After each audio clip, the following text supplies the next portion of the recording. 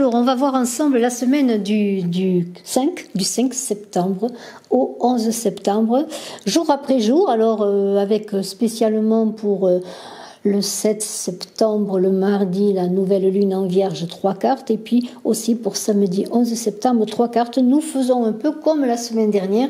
J'ai eu des retours assez sympathiques sur cette formule, alors je renouvelle. Et puis vous me direz ce que vous en pensez. Alors, je vous invite aussi à vous abonner à Saga Voyance si ce n'est fait et me marquer en commentaire si vous le désirez que vous participez au concours pour gagner une voyance avec moi. Voilà, je mettrai encore cette vidéo sur Image de l'âme. Je pense que je ferai cela jusqu'à ce que la chaîne Saga Voyance ait atteint les 1000 abonnés. Et puis, il faudra bien que je fasse un choix. Il y a toujours des choix à faire dans la vie entre Image de l'âme et Saga Voyance. Mais pour cela, j'ai besoin de vous, de vos partages, de vos commentaires et de vos abonnements. Merci infiniment, bien sûr, de vos vues. Alors, on va commencer, bien, pour dimanche avec deux cristaux, avec un arc-en-ciel qui se déchaîne, je pourrais dire. Alors, cette histoire parle des gnomes, et vous voyez un gnome avec un cristal magnifique et un arc-en-ciel sur cette carte, un gnome qui est bien au travail, puisqu'on voit qu'il a une pelle dans les mains, la brouette pas loin, tout cela dans la nature. Alors, les gnomes, d'après la légende d'Aniver, tissent des cristaux, tisse des cristaux avec la lune du soleil, des étoiles. Avec tout cela, il prend la lumière de ces astres et bien fait des belles pierres. Ces pierres qui sont offertes au printemps. Le printemps, c'est le renouveau dans un arc-en-ciel. Alors, que veut dire cette carte pour ce dimanche du 5 septembre? Eh bien, cela veut dire tout simplement que c'est le moment d'ouvrir les bras, d'ouvrir les portes. C'est le moment d'accueillir un temps nouveau, le temps du renouveau, et même si nous abordons bientôt l'automne, eh bien, on a encore des promesses de récolte, comme au printemps, des promesses d'espoir, des promesses d'union, et des promesses d'abondance. Alors, cet arc-en-ciel, c'est la liaison, c'est le pont. C'est le pont entre le yin et le yang, le masculin, le féminin. C'est l'idée qu'il y a comme quelque chose de magnifique qui va se déverser dans votre vie, comme un champ ouvert à tous les possibles et surtout à de vastes possibilités. Et surtout, un éclairage puisqu'on est dans la lumière de cet arc-en-ciel, d'un éclairage sur votre grand potentiel. Alors, il y a une dynamique de renaissance, de renouveau, surtout que le 1 vous dit de dire oui, d'ouvrir les portes. Alors, dynamisme, renaissance, je dirais même au plan physique, comme une mise au monde d'un enfant pour certains, d'un projet, d'un accouchement, d'un livre, tout cela passe par une nouvelle expression de vous-même. Alors c'est la porte ouverte à une nouvelle relation, un nouvel amour, pourquoi pas, quelque chose de nouveau dans le travail également. En tout cas, on vous invite à faire peau neuve et à vous préparer à entamer la semaine boulot ou toute autre chose, puisqu'après on va passer au lundi. Donc, faites peau neuve pour ce dimanche de récupération qui est le premier jour de la semaine et vous ouvrez-vous à la lumière d'un nouveau jour. Lundi, eh bien, cet arc-en-ciel se transforme en corde à sauter. On voit 3 enfants, 2 qui tiennent la corde, une petite fille qui saute à la corde, et le 3 symbolise la communication, mais aussi les lois idéales de la communauté. 3 enfants, le 3 c'est l'activité dans le groupe, c'est la joie de communiquer, de faire des choses ensemble. Alors, toujours avec cette corde, et qui est cet arc-en-ciel que nous avons eu pour le 5 septembre, nous sommes au lundi 6 septembre, et on est toujours dans cette union de pont, dans cette union, ce pont qui conduit le monde à l'harmonie. Alors, on vous dit maintenant que vous êtes ouverts à tous les champs du possible, à développer votre potentiel et à accueillir l'abondance, eh bien, ce lundi 6 septembre, on vous invite à réfléchir sur votre objectif de vie, oui, sur vos objectifs aussi parallèlement, et de partager tout cela dans votre sagesse et partager ce que vous avez reçu pour l'offrir également. C'est quelque part cette abondance comme une reconnaissance de vos capacités. Ces capacités, vous allez les porter aux autres, en faire bénéficier les autres, et puis vous allez, grâce à cela, aussi peut-être lier des contacts, des amitiés, des connaissances, ne serait-ce que dans votre voisinage avec la famille qui vit peut-être à côté de chez vous, votre voisine de palier, votre voisine dans le jardin, enfin, etc., etc., et avec les enfants peut-être. Parce qu'on est dans l'idée de jouer, de s'amuser, de vivre dans la joie, hein, de renforcer votre joie intérieure, de se faire confiance. Alors, partagez aussi avec ceux qui aiment comme vous certaines choses, qui respectent votre vision de vie. Vous voyez, c'est ça, c'est tout cela. Et puis, eh bien, trouvez votre famille d'âme et d'esprit. Pour mardi, afin d'accueillir la nouvelle lune en Vierge, nous avons le chercheur des cœurs, la gardienne des cœurs et l'enfant des baguettes. C'est vraiment très très beau. Alors, le chercheur des cœurs, eh bien, c'est ce forgeron en fer blanc dans le Magicien d'Oz, qui est dans des émotions bloquées, qui est rigide. Hein. Un fer blanc ne peut être que rigide et qui souffre. Alors, eh bien, peut-être dans cette nouvelle lune, dans cette journée du 7 septembre, eh bien, on vous invite à vous libérer dans les larmes, peut-être, pour guérir certaines blessures du passé. Oui, parce que pour avancer dans vos objectifs, il faut être en pardon, en repos, en paix avec le passé.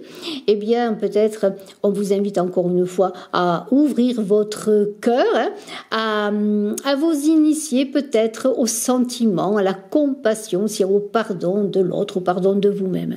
En tout cas, il est l'heure d'exprimer vos émotions contenues, je pourrais dire, de partir en guerrier de l'amour universel, eh bien pour aussi être dans le don, hein. On a parlé d'offrir ce que l'on reçoit, d'offrir l'abondance. Eh bien, on est encore dans l'idée d'aller vers les autres pour offrir à ceux que vous rencontrez.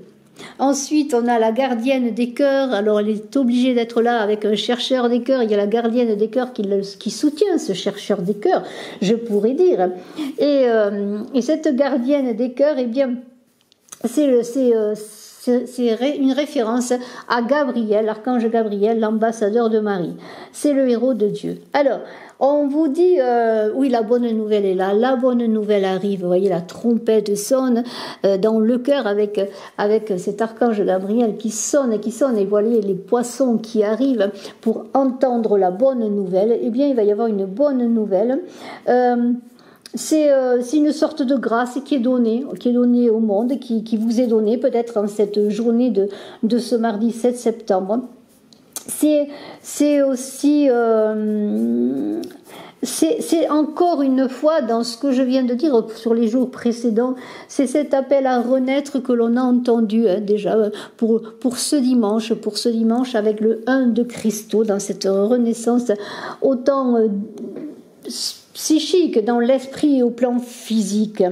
Alors, il y a une idée là de cycle de vie, de courant océanique, de va-et-vient du souffle, moi je dirais des marées, mais du souffle également. Hein. Alors dans le souffle, eh bien, on vous invite peut-être, avec l'enfant des baguettes, à être ce petit prince de Saint-Exupéry, hein, l'enfant des étoiles, qui dort et peut-être encore en chacun de vous, en chacun de nous, hein, et qui fait des prodiges lorsqu'il s'ouvre à l'univers. Hein.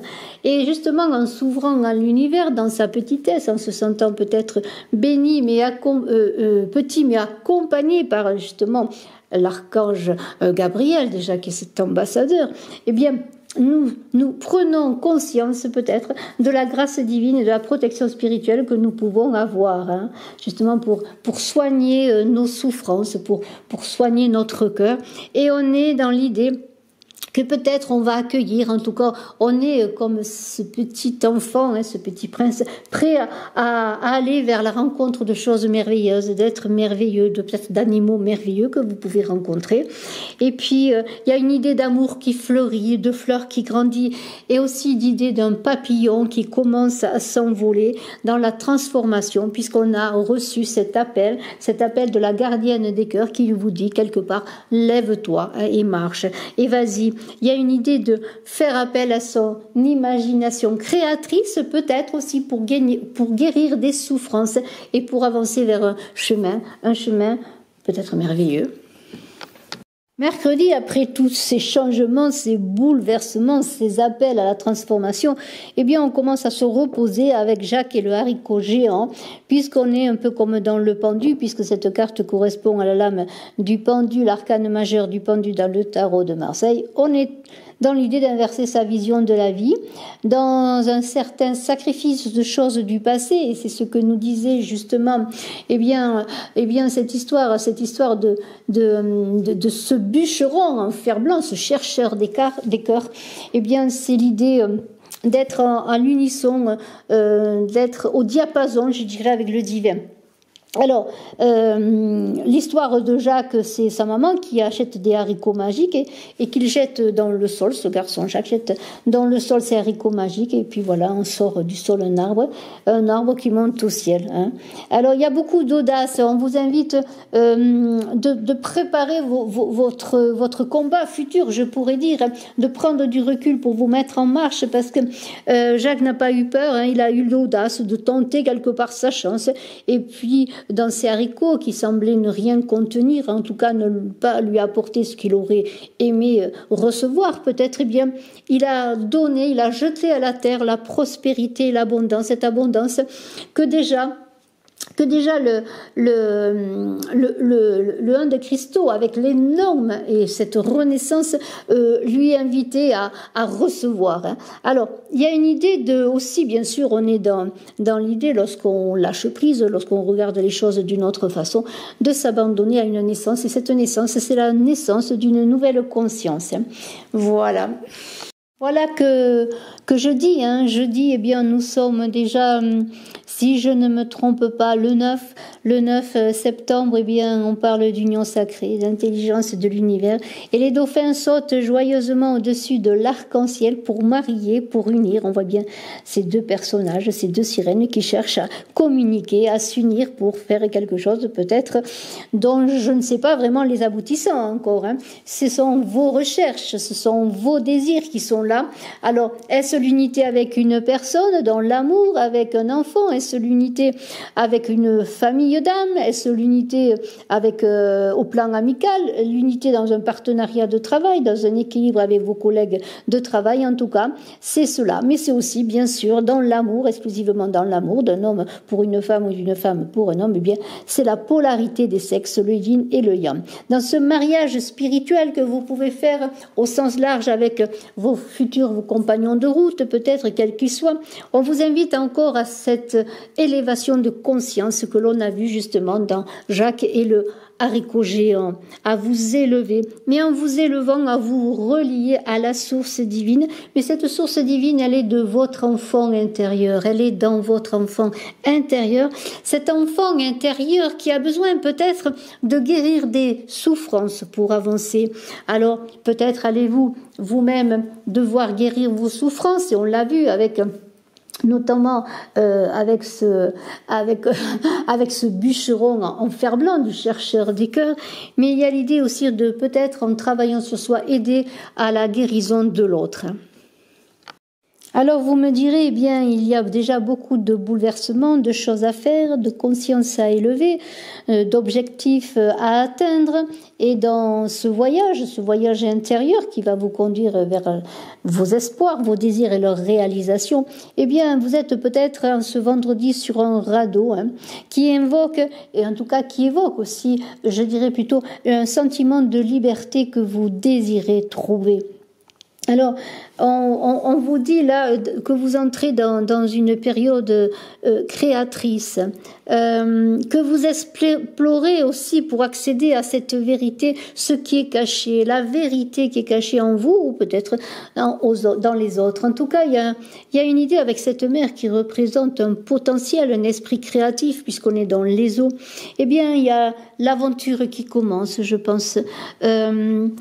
Des changements inattendus que vous inscrirez peut-être un jour sur votre chemin de vie ou que vous compterez à vos enfants ou petits-enfants, pourquoi pas, parce qu'il y a une émergence de forces invisibles de vie. Alors, de nouvelles idées, une ouverture avec une vision différente sur les choses, sur les gens. Toujours dans cette idée de se libérer du passé. Et comme je reviens encore à ces bûcherons en fer blanc, comme ce bûcheron en fer blanc, de guérir ses souffrances dans la vérité qui libère, qui offre la liberté. En tout cas, avec ce 5 d'épée, vous allez faire preuve de discernement sur vos ressources, vous allez accueillir des informations et vous allez avoir des révélations de l'ordre du lumineux, je pourrais dire. En même temps, ce radeau que l'on voit en avant-plan représente vos limites. Et c'est pour cela qu'en même temps, vous êtes parti à l'aventure et vous partez sur un champ nouveau d'exploration de vie, avec vos ressources propres, c'est là qu'il faut vraiment faire le point sur vos ressources pour clarifier vos objectifs. Nous arrivons ainsi à samedi, le dernier jour de la semaine, avec un 8 d'épée, un enfant des cœurs et un 10 de cristaux. On a commencé par des cristaux, on termine par des cristaux. Alors, le 8 d'épée, eh bien, ça représente votre inconscient. C'est la descente en soi-même, je pourrais dire, dans des territoires inconnus qui sont tout d'abord intérieur avant d'affronter bien l'extérieur et la vie elle-même. C'est la plongée dans les replis secrets de l'esprit, de votre esprit, pour résoudre une situation karmique, des vieux schémas et vous apportez ainsi un souffle nouveau. Et j'en reviens encore à ce bûcheron en fer blanc qui est aussi dans une recherche de vérité pour trouver sa direction et qui a besoin de se libérer de souffrances du passé et peut-être de schémas répétés dans sa vie qui le libérera cette résolution de schéma le libérera bien pour avancer sur un nouveau schéma plus en accord avec lui-même. Alors on voit une araignée qui représente la trame et son énigme, ce qui est à résoudre en vous. Et puis le 8 symbolisé par le serpent sur la gauche de la carte qui représente l'infini mais aussi votre pouvoir psychique et votre force de vie. Et dans cette énergie de cette Kundalini qui s'éveille quelque part, c'est la capacité de s'adapter à toutes les situations qui vont se présenter pour pouvoir répondre à cet appel que l'on voit dans cette semaine, un appel de transformation de soi. Pour libérer certaines peurs, certains blocages, certains interdits que vous-même peut-être vous donnez. En tout cas, pour avancer vers l'enfant des cœurs que l'on voit ensuite à côté, il va falloir faire un nettoyage de la psyché. Cet enfant des cœurs, qui est-il?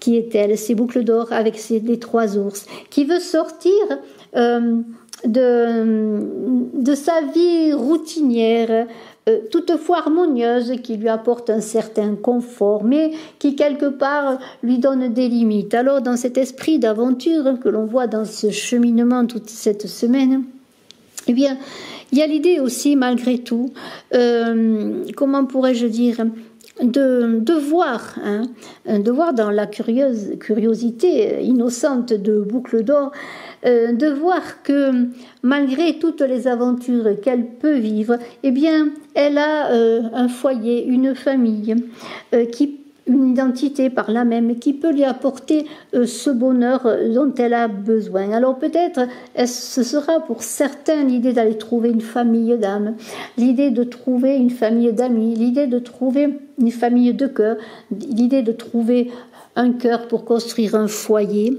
En tout cas, il y a l'idée d'être un peu comme l'enfant, près du feu, et on va le voir avec le 10 de cristaux, avec ce Noël qui se prépare, avec ce 10 de cristaux, en tout cas qui représente l'attente de cadeaux, l'attente de la fête.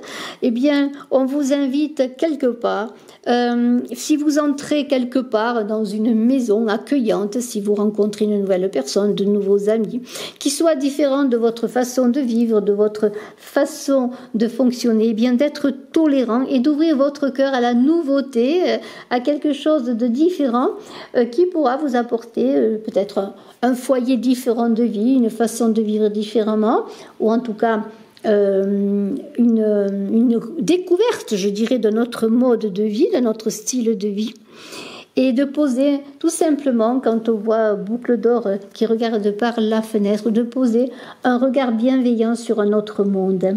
Pourquoi? Parce que Tout cela augure justement avec ce 10 de cristaux, eh bien, dans la recherche de son être intérieur, dans la résolution de schémas, dans le dépassement de choses répétitives qui jusque-là peut-être vous ont permis de vivre pour garder une certaine harmonie, mais qui ne vous ont pas amené la joie, la célébration de la vie.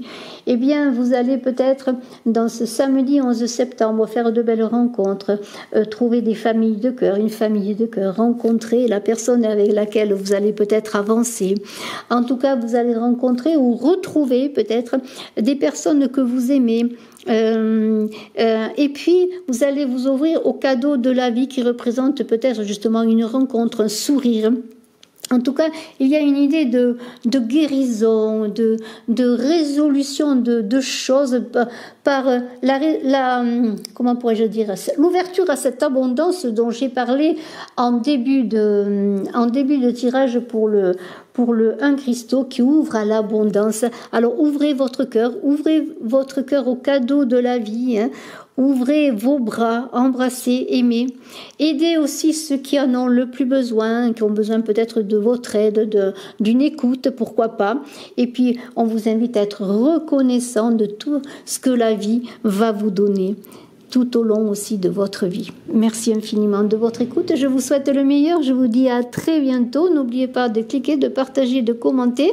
Je ferai très prochainement la vidéo pour la nouvelle lune du 7 septembre. Puis je voudrais dire également que vous avez vos guidances de septembre en ligne. Et puis vous avez aussi vos guidances d'automne en ligne. À très bientôt. Je vous embrasse. Je suis à votre disposition si vous désirez une consultation en privé. Bye bye.